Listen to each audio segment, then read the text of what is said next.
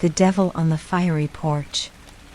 He was back again that year, the same as he had been for 5 years running, keeping the majority of trick-or-treaters behind an imaginary line of uneasiness drawn at the edge of the curb with his hell-red grin and burning cauldrons. It was a scene from Faust, only this was no play, this was my neighborhood. It wasn't just kids who lingered apprehensively in the street, but parents as well. In a place where the definition of Halloween was more like cardboard skeletons and plastic jack-o'-lanterns, a guy with a penchant for fire and pitchforks could be extraordinarily scary. Really young children were hurried past the residence altogether via lawns on the opposite side of the street, hopefully distracted by candy long enough to save them from the psyche-scarring nightmares certain to result from even the smallest glimpse of him. This left only the few, the brave, to make the journey and collect one of the candy bars given out by the devil basking in the red glow of the doorway. Trick-or-treating in the 1970s wasn't the flirt with death that it can be today. At that time, in most suburban settings, people lived in the same house for years and made the effort to get to know their neighbors and their neighbors' children. It was a safe haven from the malicious world beyond, a stronghold of sterile thoughts and selective ideals. That is why it was more alarming when the occasional anti-cleaver oddballs, like the Warren family, managed to infiltrate the peaceful utopia and upset the balance of neatly trimmed lawns and Tupperware parties. Especially when at Halloween their oldest son Wayne Warren painted himself red, donned horns, and sat on a throne between 2 flaming cauldrons on their sunken porch. My first encounter with him was when my father volunteered to secure one of Satan's fat candy bars on my behalf. I watched wide-eyed at the curb while my mother yacked up the other neighborhood mothers about the sick nature of the affair.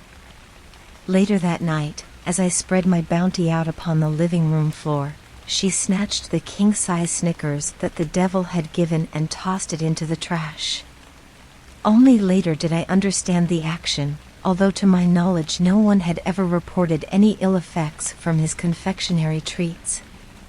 The grease paint devil quickly became a milestone of bravery for the youth of our neighborhood. As we got older, our worth was measured upon whether we had trick-or-treated his house on our own. For most of the neighborhood kids, it was a confrontation with their own childhood fears, a rite of passage. But my own eventual encounter with him reckoned with more than mere cultural demon-speak. For me it was not a conquest, but a beginning, a passageway to a haunted life well beyond the October ritual. And after what it indirectly wrought upon my life and the life of my childhood friend, Dan Rutgers, I came to realize that I had more in common with Wayne Warren than anyone would ever know. I was old enough to trick-or-treat on my own. I had been for a few years, having entered the 7th grade, but had thus far chosen to skip the devil's house despite my sullen freedom. And as the candy collectors stood entwined in trepidation at the end of his lawn that night, I looked on, ready to cast away silly childhood fears. In the recessed front porch of the Tanstone house, the devil sat on a black throne, pitchfork in hand and grinning like a madman. On either side of him a cauldron belched hot flames, which illuminated the entire alcove with a yellow-red glow that brought a little piece of hell right there to our suburban street. Dark music, probably borrowed from the Omen soundtrack, boomed from somewhere on the porch like a theme for a black mass, while sounds of the haunted house crept out of the home's dark windows. They were opened just enough to let in some of the autumn air, which was uncharacteristically cool for Texas even in late October. Every once in a while, the devil would bark out something to the effect of "Come on up, kids," or just let out a string of vein-chilling laughs that echoed off of the houses and faded into the night air like a horde of goblins. As a fan of the horror film classics, somewhere inside I had begun to admire his mastery of Halloween, but the fear of something I did not fully understand still outweighed this association. The man behind the red face was something real, and that's what made him scary to me, even if some people simply wrote him off as a self-aggrandizing jerk. Are we going up there? Dan asked me as I stood at the curb siphoning the last bits of courage from my body. Dan was a few years older and several inches taller, but we were two boys made from the same mold. We had been best friends for 6 years now, both possessing a fever for Hot Wheels, big gyms, and superheroes. I could see his own reservation just under the green skin of his incredible Hulk face. His mother was an Inferno preaching Baptist, and though I could not understand at the time, he grappled with issues far deeper than my own regarding the fiendish display. Yeah, I answered, although I had yet to top off my courage tank. Our mutual friend, Bob, spoke from behind his Planet of the Apes mask. Y'all can go if you want, but I ain't. My brother says that guy's a goon and he don't want to have Ta kick his butt when he finds a razor blade in my candy bar.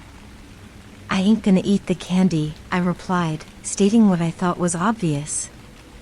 The music boomed forth with a new strain and I looked hard at the real fire, the past prime teenager in the red makeup, and the iron gates which stood open at the porch's arc. Well, he ain't gonna kill us or anything. He's been doing this ever since I can remember, and lots of kids have gone up there. I nudged my head toward two older kids who had just been up to Satan. They just went. And if they did, then I'm going. Dan, you coming? Getting a yes from Dan, I put my foot onto the devil's brown lawn and began the approach.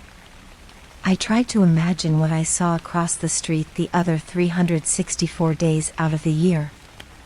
A stony-looking house with a dark porch and some skinny druggy guy coming and going in his beat-up Camaro. Sometimes kissing or beating his girlfriend a little, but always giving me a chin-up nod as if to say I was cool. It was just Wayne Warren, not the devil. Telling myself this made it a little better, but on Halloween this guy was just plain different. Just plain scary. And as I neared, I tried the customary cool nod, but Wayne didn't nod back. Instead, he grinned like a mental patient and let out a laugh that resonated in the sunken porch as if it sunk all the way down to hell. Dan, in an attempt at proper All Hallows etiquette, moved up beside me, held out his bag, and muttered trick or treat, which sounded ridiculous under the circumstances. Heh, heh, heh, Wayne cackled and threw a chunky bar into his bag. Then he focused on me and my spirit-gummed wolfman face. Something special for you, my friend, he said, reaching down beside his seat. He pulled out something, gazed at it a moment, and then threw it into the sack I held open in front me as if it were my empty soul waiting for him to fill. I didn't get a good look at it, but I didn't care. I'd have a better look as soon as Dan and I got out of the yard. Without any more explanation, Wayne stoked one of the cauldron fires, spit, and turned his attention to a group of approaching teenagers. Dan and I hurried back to the curb where Bob waited. Let's go next door and check out whatever it was he gave me, I said. Squatting down under a street lamp, Dan and I pulled out our devil's booty. Just a regular candy bar, but maybe there's a razor blade in it, he said, ripping into the package and breaking the chunky into several pieces, finding nothing but chocolate inside. Bob removed his Cornelius mask. What did you get? I pulled out the weird item Wayne had thrown into my bag and held it up in the bath of white streetlight. It looks like a tooth or maybe a horn, I said, not having seen anything like it before. The thing was about 3 inches in length, jagged at one end and tapering into a curved point at the other. But instead of bone or enamel, it was made from a semi-transparent material with what looked like microscopic electronic components inside. Let me check it out, Dan said, grabbing it from me. That stuff in there looks like this computer board that my dad showed me. I took it back and looked again beyond its translucent surface. Computers are a lot bigger than this, I said authoritatively. Bob squinted at it. That's weird. I bet my brother knows what it is. Maybe we should ask him? I suggested. Bob's brother Ronnie rolled the horn thing between his fingers as he looked at it under the desk lamp. Looks like it came from a robot or something. Y'all are a bunch of goons. He tossed it back at me. Maybe it come from that alien that crashed over in Motor Valley, he added, making a spooky huss sound. Huh, all three of us replied. Ronnie laughed. I guess y'all were still in diapers. A few years ago, the cops and everybody went out there when something crashed in the woods between Motor Valley Road and Screaming Bridge. Supposedly, they found a blown-up flying saucer, but never found any aliens. When that idiot Wayne Warren was still going to school, I heard a rumor about how he and a friend of his were out there drinking one night and found some flying saucer parts. I think that was about the time he started dressing up like Satan on Halloween. Maybe he's given out those UFO parts instead of candy, cheap ass. I think it's all bullshit. With that, Ronnie left Bob's room. We all looked again at the thing. Pretty cool story, man. We oughta go out there and check it out. Maybe this did come from a spaceship, I suggested. Dan nodded. I ain't never seen anything like it. Y'all are crazy, Bob said, looking suspiciously at us both. Anything good was usually off limits.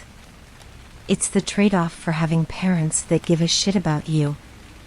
I wasn't allowed in the creek, not allowed to attend spin-the-bottle parties, not allowed in the yard of the kid who talked like a sailor with a belly full of gin, not allowed to ride my bike to Dairy Queen, and basically not allowed to venture beyond the small quadrant of my neighborhood. Motor Valley was definitely off my childhood map. As a result, I spent half my youth in the creek or making bike runs out of the quadrant and the other half making up plausible excuses for why I was late.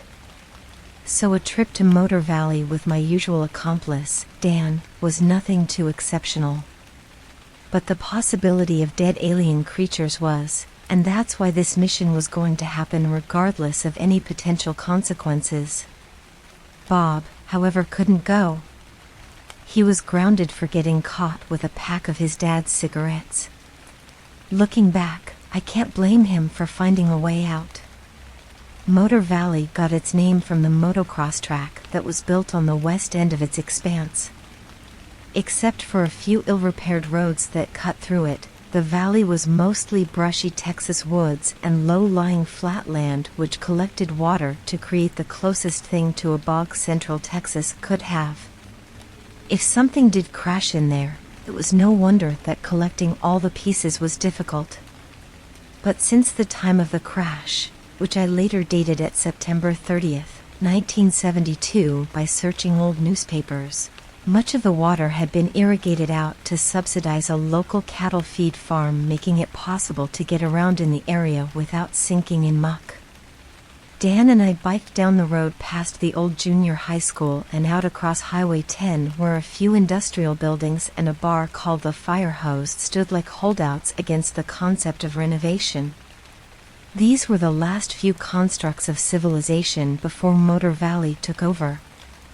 As we reached the end of the industrial stretch, we right-turned onto Motor Valley Road, which sloped down a gradual incline until it eventually curved south and cut right through the center of the valley itself. Few cars ever came this way unless they were there to dump something or to take a shortcut to Highway 10, and Dan and I pedaled down the center of the curbless macadam as if we owned it. Off to the side, either in the gullies or along the occasional dirt paths that spidered away from the road, we saw discarded relics of prosperity littering the land like pockmarks. Old washing machines, threadbare tires, skeletal couches, and limbless dolls, in their abandoned afterlife, serving as shelters for the dark crawling creatures which hid underneath. We stopped pedaling to coast the hill. Did you remember the horn thing? Dan huffed. Yeah. You're gonna be grounded forever if your mom finds out about this. I nodded dramatically. What did you tell your mom we were doing? Going to Dairy Queen and the arcade. I hope your mom and my mom don't talk for some reason before we get back. You know how my mom is always calling to find out where I am. I told her I was just going to the arcade. She doesn't want me going over to the Dairy Queen. She heard a story on the news where this guy went into a Dairy Queen in Lubbock and whipped out his pecker and got thrown in jail. Dan laughed. Sounds like what Jimmy's cousin did at his birthday party. Didn't some girl kick him in the nads when he did? Yeah.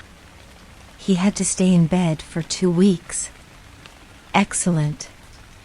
We made the curve and headed onto the long stretch of Motor Valley Road. After more than a half mile, we made it to the narrow side road which led down to Screaming Bridge. I'm sure that wasn't its original name, but that was the name it went by. One of those tragic lover suicide stories went along with it. We had heard plenty about it, but had yet to make the trip out. I guess it took potential dead aliens to make it worthwhile. Turning left, we pedaled up the side road whose name was a mystery since it had no street sign. As we crunched along its crumbling blacktop, the trees began to grow thicker, leaning over the road to form a canopy. They cast a shadow across the road like a dark tunnel. Bony branches were beginning to emerge from the clusters of leaves, which were falling away with each cool gust of autumn wind. For a moment I thought of the forest in Oz, but such a pleasant thought quickly faded. I was positive that any beasts lurking in these thorn-ridden groves would not be singing or dancing. In fact, they were not even chirping or growling. It was oddly silent, which was even more disturbing. As we neared Screaming Bridge, the asphalt turned to sandy loam, making it difficult for our bicycles despite the fact that they were the rugged Huffy models with plastic gas tanks screwed to the crossbar to emulate motorcycles. We decided to park them out of sight and go the rest of the way on foot. The bridge was nothing, really. A dirt road that ended in a huge drop filled with sun-faded beer cans and other less identifiable trash. After taking a piss off of its edge, we headed south in the direction Ronnie had told us the UFO had supposedly crashed. I checked my pocket for the lock blade knife I had bought with my allowance prior to my last hunting trip with my father. I was no stranger to the country, having been brought along on numerous deer hunts since I was old enough to walk. But in spite of my self-proclaimed exploration expertise and my determination to expose the mystery locked away in Motor Valley, my heart beat hard against my ribs. There was something about the place that seemed deceptive, maybe even evil, which I had not encountered in any of my previous rural expeditions. Crisscrossing the area, we began to look for any signs of, well, whatever signs there might be of a flying saucer crash. But the undergrowth was thick, and I soon realized that there would be little hope of finding anything without knowledge of the exact impact location. We wandered on though, scanning for burnt trees or any other peculiar markings. After about 30 minutes, Dan signaled me over to a dense clump of trees where he had spotted something. "Check this out," he said, directing my vision past the branches to a dilapidated shack standing in a clearing 25 yards away. It wasn't a UFO, but at least it was something other than trees and rocks. Dan looked openly disturbed by the possibility of who, or what, might be making it a home. "I wonder if anyone lives there?" "I don't see any cars," I remarked. "I thought I saw something move by that window," Dan said solemnly. I looked at the filmy window. "I don't know how you could have. Look how dirty it is." "Yeah, maybe I was seeing things." "I think we better get out of here." "Search back over closer to the bridge."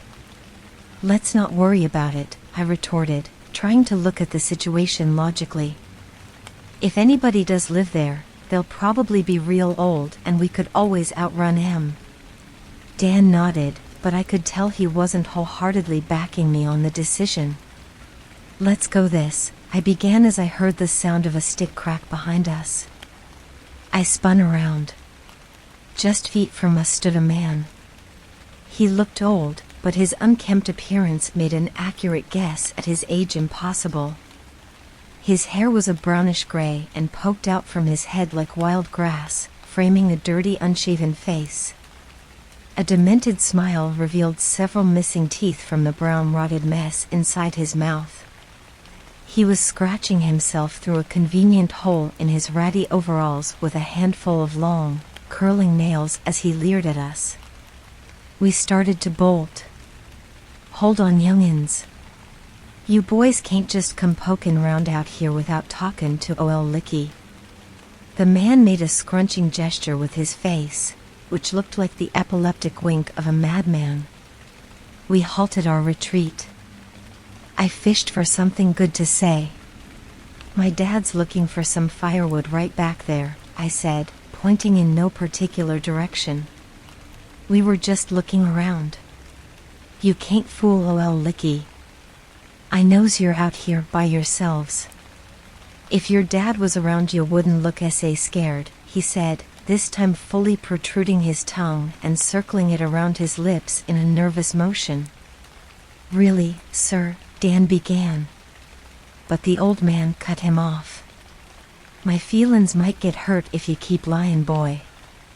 We're sorry, but we have to get back home soon," I added as if I were quoting from the repertoire of Wally Cleaver. "Not before you come on in and have a drink with Licky.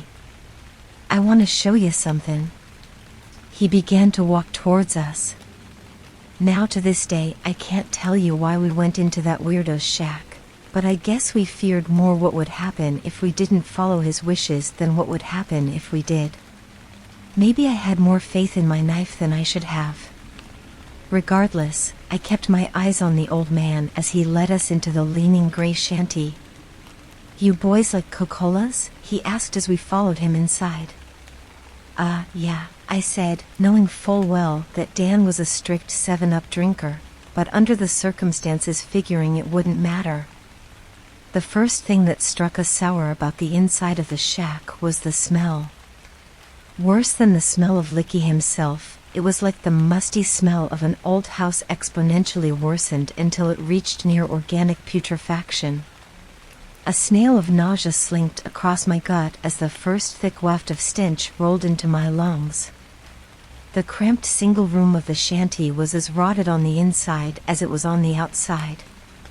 The exposed boards of the ceiling were completely gray and covered with cobwebs. An old rickety cot was shoved into one corner, a brownish stain covering its sagging middle. Over at the opposite end was a broken-down stove, resembling a leper with its rust-eaten porcelain finish. A tattered beige couch sat rotting against the long wall, almost hidden by countless piles of old water-stained magazines. They looked mostly like Playboys and Hustlers as far as I could tell. To our right sat a dusty old wooden crate. It looked to me like a coffin used back in the 1800s. A fat rat sniffed around its base. But the most shocking aspect of the shack was the wallpaper. Old pin-up-style nudie pictures had been cut from countless magazines and stuck to every visible inch of wall. Superimposed on top of this layer were random pictures of goats and other wild beasts, taken from magazines I was not familiar with. They were all faded by the damp and rotting conditions. I had seen plenty of naked pictures in my grandfather's garage, so I wasn't too shocked. But Dan's religious background didn't seem to be mixing well with the mass of nude women and goats. "You boys wouldn't be looking for a UFO, would ya?" Licky asked as he began digging in a dirty box near the stove. I peeled my eyes from a cherry-nippled blonde. "Why would you think that?" I asked. "I've caught plenty of curious peoples diggin' round here like moles. They think they's gonna find some kinda alien body." "Why would they think that?" I asked dumbly. "A smart boy like you sure ta know about the UFO crash over here," Licky said, pulling out 2 dusty bottles from the box. "Why else you be out here nosin' round?"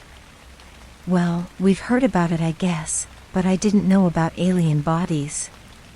These are good Coca-Colas, he said, popping the caps off the dirty Coke bottles with his teeth and handing one each to Dan and I as he made another 360 around his chops with his tongue. I discreetly knocked a dirt dauber's nest off the side of my bottle and took a drink. Actually, I let the liquid touch my lips, making it appear that I had taken a drink, not letting any of it slip into my mouth. Dan did the same. "How do you like ol' Licky's place? You boys got names?" Jim," I said, making one up. Dan delivered one too. "And Horace." Under any other circumstance, I would have busted out laughing. But the unsettling atmosphere suppressed any such reactions. I used to have a granddaddy named Horace. Loved him to death, that ol' bugger. Silly as a whistle, though. Cut his own arm off one night thinking it was Rattler. The old man laughed loudly and moved his arm around like it was a snake. I glanced back at the door. I felt better knowing that we stood closer to the door than Licky. I noticed Dan still staring queasily at the exotic wallpaper with a clash of curiosity and horror, as if he were looking at a car wreck. "Did you see the UFO crash?" I asked, trying to conceal my nervousness. "Well, not exactly. I come here after that." "You're looking for the UFO too?" "No, them Rangers hauled that off. I's waitin' for something. A horn." With that, my heart went flatline. The thing in my pocket was in some way connected to the old man. I began to realize that maybe what Wayne Warren had said about finding some flying saucer parts may have been true. "You ain't happened to see a horn out there, have ya?" he said, moving to the wooden crate. "Was it a real UFO from outer space?"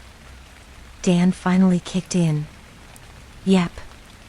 From a planet so far away that them stupid scientists ain't seen it yet."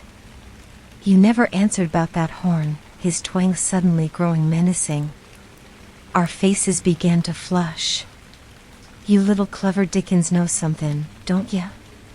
He ran his hand across the crate like he was caressing the skin of a lover. "What horn? Fess up, boy. If you got the horn, you can't resist it." "I knows 'cause I found the other one when I worked for the sheriff's office and we was out here cleanin' up after the crash. I found something else too that the rest of 'em never saw." Fear finally slapped my common sense. I pulled the clear horn thing out of my pocket. "I got this trick or treating," I said as I threw it to the floor behind Licky and bolted for the door. Dan turned to follow, but a deep bark stopped us midway. A large dog stood growling outside. We looked back at Licky, fully expecting him to move in for the kill right then.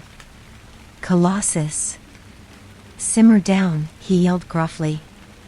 "He's just a tad grumpy, if you know what I mean. You don't gotta be scared of him or ol' Licky." "I like you boys," he said, picking up the horn. "What do you want from us?" I demanded. "Now, youngin', don't get all upset. You brung me this here horn that I've been looking for. Does that have something to do with the UFO?" I asked, trying to calm down. "Where'd you get it?" "From some guy dressed up like the devil on Halloween." "Heh.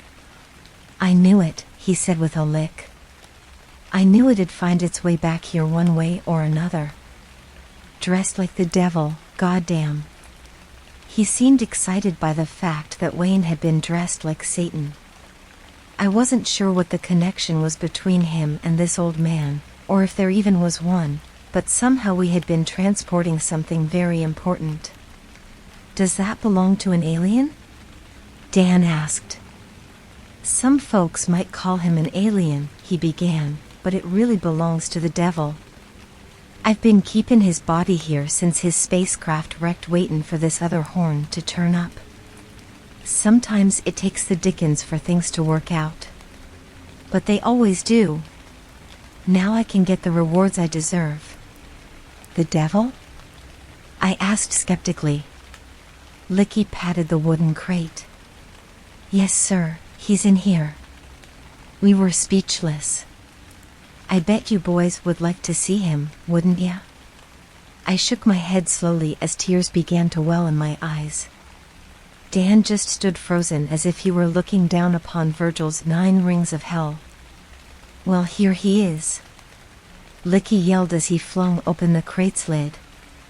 Its old hinges screeched like dying animal. Inside lay the body of a creature. It was a brownish red and shriveled like the corpse of a mummy. It had arms and legs and a human-shaped torso, but they were thin and wiry. Its pointed chin and bulbous forehead made it appear like a reddish version of the little gray aliens that people always claimed to see. A set of pointed teeth were thrust forward from the retracted lips, opposing the huge sunken sockets in whose valleys rested closed eyes. I could smell the acrid odor of age filling the room as if the beast were centuries old, having soaked up the stench of death and decay for an eternity. We were repulsed, though neither Dan nor I could take our eyes from the entombed thing. Just like in the storybooks. "'Cept he don't come from no hell, he's from up there," Licky said, pointing to the sky. "Been coming here longer'n you, and I can figure," he exclaimed. "Don't cha like him?" That's when I noticed the horn. The creature had one horn identical to the one I had been given. A jagged hole at the other side of his head made it apparent that he had once possessed 2. At last, I can raise him again. I'll be made a prince of the sky when he sees what ol Licky's done fair him, the old man said, drooling a line of spit onto the creature's chest as he began to fit the missing horn back in place. The dog outside barked, and we remained trapped between 2 rapidly off-balancing evils. Licky laughed as the component finally clicked into place. A faint whir became audible from the coffin as he pulled back. "Look close, boys, you brung back ol Nick." The thing began to move, not mechanically like a robot as I would have thought, but more like an organic being that had been sleeping for a long time. It sat upright as the eyes began to open. Their dark menisci looked like black mirrors as they focused on our white faces. Its skin became more supple, and its lips rolled back down over his teeth. The thing smiled a grin that was beyond pure evil, that seemed to crawl through my eyes, down my throat, and squeeze the bloody pulp of my heart like a constrictor. But I resisted, and so did Dan. Breaking our gaze, we ran for the door as the beast jumped from the crate. I had been used somehow to bring the horn back to the creature. It seemed to explain my complete lack of good judgment when we followed Licky into the shack.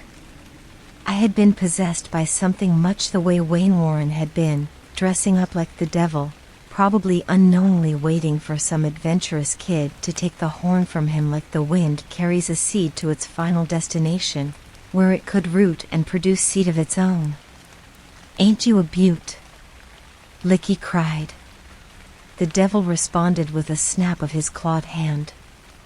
Blood splattered the nude-papered wall as the old man chortled and fell to the ground, callously beheaded despite his service.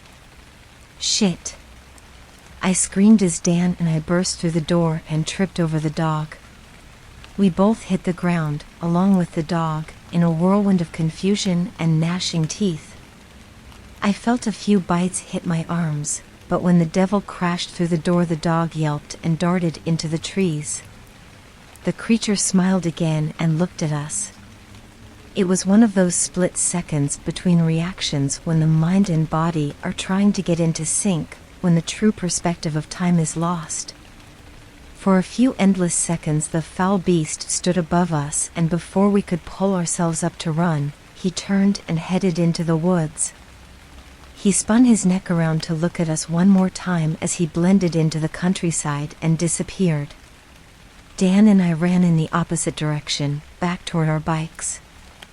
We said nothing as we careened through the branches and undergrowth gouging at us with fingery thorns as if it were reluctant to let us leave. It wasn't until we had pedaled all the way back to Motor Valley Road that I finally broke the silence and confronted the reality of what had taken place. "Do you think it was the devil?" Dan, terror etched into his face, shook his head. "If it was an alien and there's more of them." He began to cry. I could feel my hands trembling on the handle grips. The reality of aliens and devils, or something that was both, was too much for my young mind. "We can't tell anyone," I said. "I don't ever want to talk about it again." "We won't." "Never," was the last clear word I heard before he fell into a repetitive mumble. If it was the devil, alien or otherwise, and we were responsible for bringing him to life. I grappled with the thought. The thought that has slowly wrested the life from me over the years like a patient serpent subduing its prey. The same thought that was responsible for the phone call I just received. I gently set the telephone receiver back into the cradle. It had been Dan's sister on the line. He was found dead in his car that morning. He had been missing for weeks. She asked me if I had any idea why he would have driven out to a remote spot in Motor Valley and put a gun to his head. I told her I didn't know.